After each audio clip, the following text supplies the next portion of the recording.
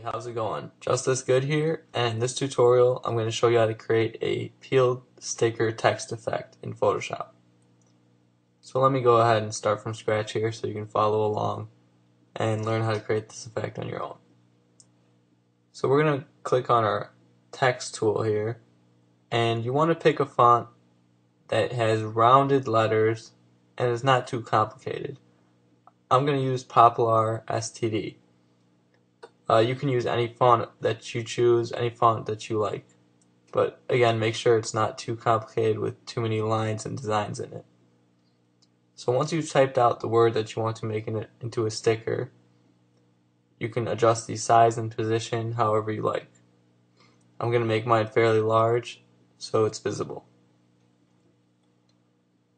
Alright, once you're happy with that, you can go ahead and click on this layer and right click on it and select blending options.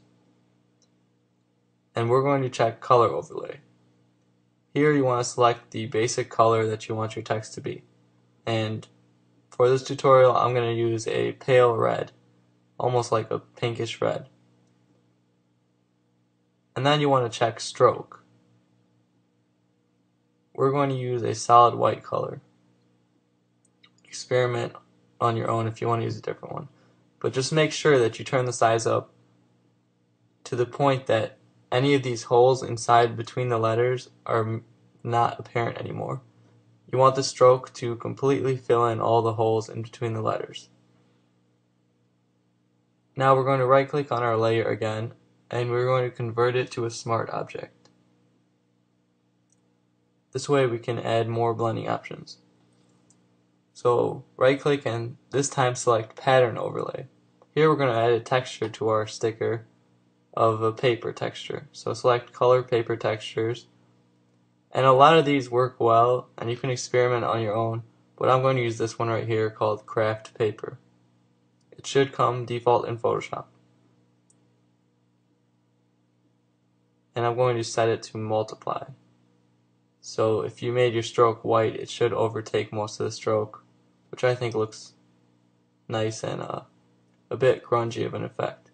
You can play with the opacity and of course try out any of these other textures if you want a different look than the one I'm using. But I'm going to go ahead and stick with this craft paper texture.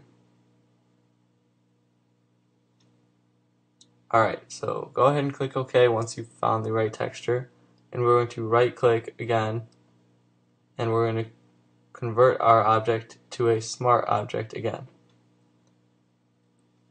And go ahead and rasterize your layer even. Now grab your polygonal lasso tool and you're going to click on the edge that you want to be peeled off. So I'm going to peel off the top left portion of my sticker. Click each point of your selection off and then finally close your selection. So here we have the top left corner peeled, and I'm going to right click and layer via cut. So that slices it away from the other layer into its own separate layer. Now you want to go to Edit, Transform, Rotate 180 degrees. And this should flip it right over the way you want. But if you have any minor adjustments, you can use Command T or Edit Transform to rotate it a bit more and get it precisely lined up to that edge. Also, I'm using the arrow keys here to move the position. Once you've positioned it correctly, right click on the blending options and select color overlay. Here we're going to make it solid white to be the back of the sticker, and we're also going to check satin. Change the angle so that you have the shadow running across the middle of the peel, and you can also click on it and drag it to adjust the size and blur of it. Lower the opacity to somewhere at about 30% and click OK. Now if you hold Command and click on your newly created layer here, it should select the entire layer perfectly. This way we can create another new layer with Shift Command N, grab our brush tool and create an inner shadow. So with your black brush tool, turn the opacity at about 70% and use a brush size that's fairly low on the hardness scale and at about 70 pixels, I'd say, and using the edge of the brush, just slightly create that shadow. And I can Command D to deselect once I'm happy with that. And that adds a little bit of realism. And we're going to add one more shadow on the underside of this flap.